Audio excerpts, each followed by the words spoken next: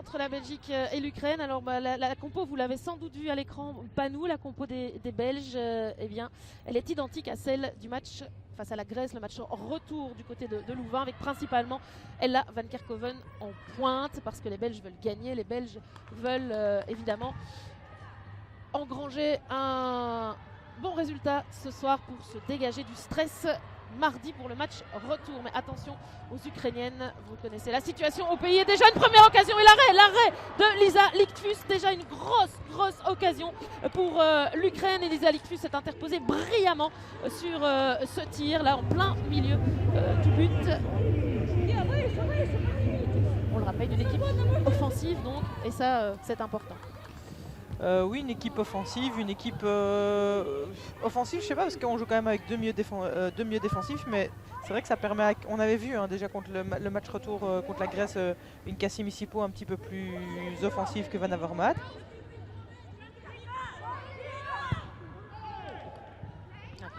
Ah justement, il a Van Kerkhoven en grand rectangle qui se retourne. Les Belges qui tricotent un petit peu à l'entrée du grand rectangle. Là voilà Tessa Willard, la possibilité, elle aussi devant le but. Et le bel arrêt, très bel arrêt, un partout dans les arrêts des gardiennes. La gardienne habituelle de cette équipe d'Ukraine.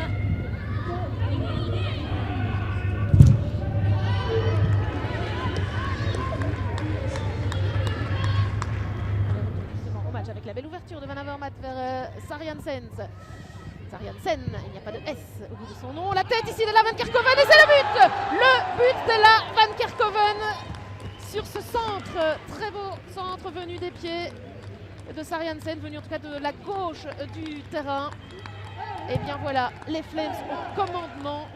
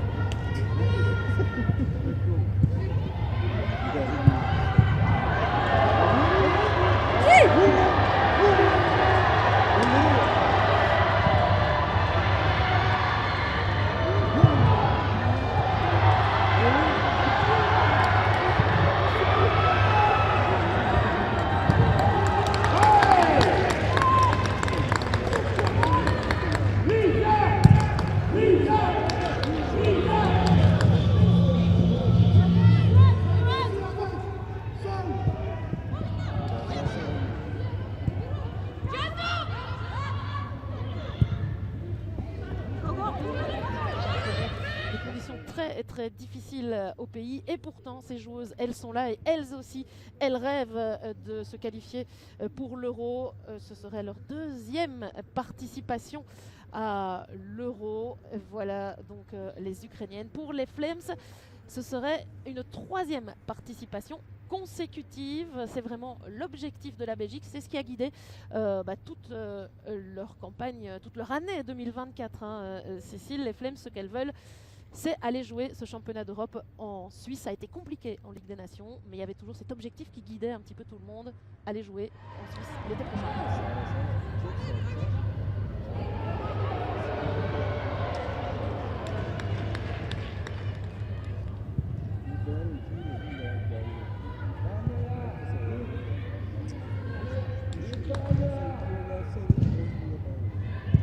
Nous sommes en Turquie, on vous le rappelle, la fédération ukrainienne et les fédérations turques ont opté pour ce stade, ce petit stade à une quinzaine de kilomètres d'Antalya sur la Riviera turque. C'est un stade qui d'habitude sert plutôt à certaines équipes qui viennent en stage, prendre un petit peu le soleil, le beau temps lors des stages hivernaux notamment.